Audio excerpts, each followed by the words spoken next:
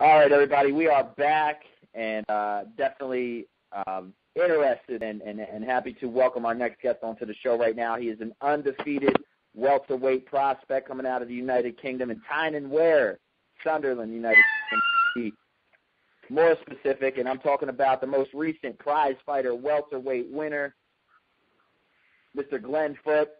Glenn, welcome to ATG Radio. It's an honor and a privilege to have you on the show today. How you doing, man? Yeah, good. I'm good, yeah. Good. Great to be on the show. It's a pleasure to have you. First and foremost, we over here across the pond in the United States, we got an opportunity, for one, shout out to a guest we've had many times on the show, Eddie Hearn, for putting on PRIZEFIGHTER. But the one you were involved in 2 weeks ago, sensational. I mean, you went through 3 undefeated prospects, fellow welterweight prospects, defeated them. I think it was one of the more competitive PRIZEFIGHTERs since its inception. I got to ask you like that. I mean, how's it feel? Not to go in there. I mean, I've seen sometimes there's been some questionable fighters in some of these tournaments in the past, but you've had nothing but undefeated fighters in all 3 of your matchups. I mean, how's it feel to win such a competitive tournament?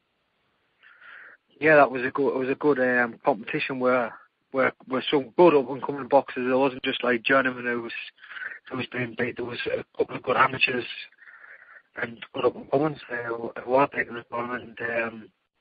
Yeah, that was a great opportunity for me to show me how good I really am. Yeah. Glenn, you're no stranger to fighting undefeated guys. Look, you're 10-0 out of your 10 fights, and I apologize for going real statistic on your career, but you fought 5 undefeated fighters as a prospect. In boxing, period, let alone in the UK, for a prospect such as yourself in the welterweight division, I mean, I think you fought only 2 guys with a losing record as a prospect. See, for you to have such a competitive record, I mean, and I'm going to ask you like this, straight up, is it mismanagement? Is it that you take on all challengers at all times? Maybe people are underestimating you? But, I mean, looking at your record, nothing but real competitive fights in all 10 of your contests. Yeah, it's just I think people underestimate how good I really am. And, I've boxed all over the world and, I've had some really, I've got tons of experience and, just time to shine now and show how good I really am. That's why. Yeah. I have one more question for you before I pass it over to my co-host, Tim Cudgis. Now, you just recently won PRIZEFIGHTER welterweight. Another PRIZEFIGHTER winner coming out of the UK. He won the PRIZEFIGHTER light middleweight, but we actually had him on the show, and he told us he's going back down to welterweight, is Larry Ekindeo. I got to ask you this, Glenn. Just both you guys, undefeated fighters, PRIZEFIGHTER winners. Is that a fight maybe somewhere down the line that might interest you at the welterweight limit? No, I'll be like welterweight. That's what the plans are now. Like welterweight. That's what I've been like welterweight twice now in my career, and the opponents pull out, and I've got to go back up the weight to fight people 11 stone. So I have to put weight on the fight. Then I'm like a 10-stone fighter, and that's what the plan is, to fight 10 stone. Thank you for that answer, Tim Cudgis. Yeah, I'm going to jump in there now, Glenn. You, like Frank had mentioned, you won a PRIZEFIGHTER where there was all undefeated fighters, which I don't remember seeing before. It might have happened that the winner had to go through all undefeated fighters to get that PRIZEFIGHTER trophy. Now you also had exposure not only in America, or not only overseas, but in America on Wealth TV. I believe it was the first or second live PRIZEFIGHTER that was broadcasted in America. Now, one of my first questions is, well, we know your long-term goal, obviously, to become a world champion, but with this exposure and everything, what's your short-term goal for 2013? Yeah, what the plan is, we need a couple of, I've only done like 6-round fight. We need a couple of 8-rounders and a 10-rounder fight, then we'll fight anybody for English, British, light welterweight title, or whoever wants to fight. That's the plan. Okay, any names out there that you look forward to facing? I mean, to move to that next level. I know you'll you'll face anyone the promoter puts in front of you. I mean, we've seen that throughout your career. But are there any names, are there any guys out there that you would like to fight that you say to yourself, I know I could beat this guy, and this guy would take me to the next level where I want to be? No, I'll get these. I need 3 more fights, then I'll fight anybody like welterweight in the country. So that's the plans. Fair enough. Sorry about that, Timmy.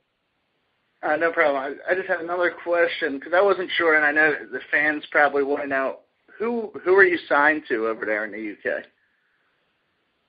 Yeah, Frank Maloney's my promoter, and Phil Jeffries my manager. But I'm on I think I've only got about 6 months left with Frank Maloney, and Frank Maloney lost his Sky date, and he promised a 6-fight year, and I never got that, and it was just a bit. We're just going to see what comes from it now, and hopefully we'll win that prize fight. Like, he gets us more fights, and hopefully we can get a good title, like a British title, English title, whatever's on the line. Awesome. And I just had one more question. Is there any estimate date when you'll be back in the ring? 15th of March. That's I think next time we'll be out in the ring on a 8-round fight. York Hall. That's in London. That's the plan. Well, I got to jump in there. Tim. You mentioned Frank Maloney. I got to ask you like this. I know, you mentioned you had 6 fights with him. I'm not the happiest, and we're not going to blast it out there. Do you think Frank Maloney puts, with losing all the deals? I mean, he didn't really have the greatest year besides, David Price bursting on the scene. As a fighter, do you feel he puts too much into David Price and not some of the other fighters? Because over here, we follow the UK boxing scene. In my opinion, I believe, speaking on Tim's behalf as well, it's the hottest spot for boxing right now. I think 2012, it exploded, and I think the fire's burning hot in the UK right now. But as far as Frank Maloney, does he put too much, you think, into David Price and not some of these other guys? I mean, because we're finding out for the first time that you're dealing with Frank Maloney here on ATG Radio, and I don't even think I can name any other fighters that deal with Frank Maloney at this point besides David Price.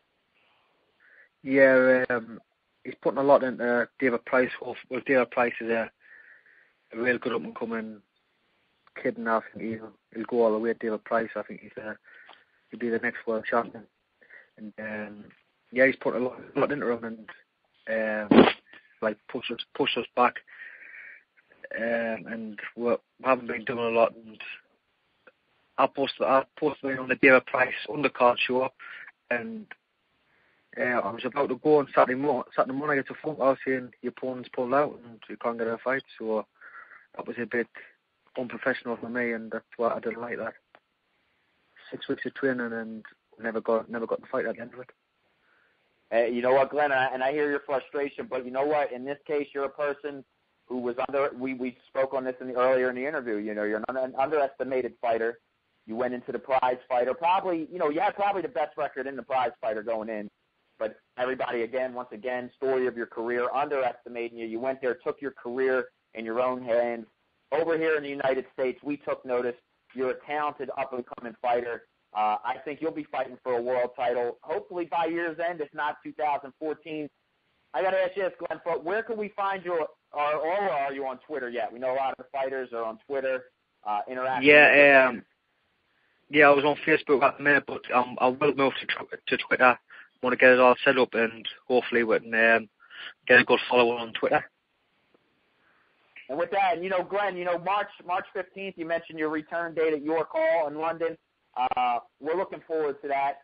We'd love to get you back on the show once everything's definitive, signed, set, and delivered. We know who you're fighting. Love to get you back on ATG Radio here in Las Vegas, United States, to talk more about your upcoming fight as well as your career. Yeah, thanks a lot, and hopefully you as Americans enjoyed the British talent. Hopefully we've got a lot more to show and a lot more to see. Thanks a lot. Thank you, Glenn. You have a great one, and God bless you, my man. Yeah. Take care. Thanks for now. Bye. All right, there you have it. Undefeated.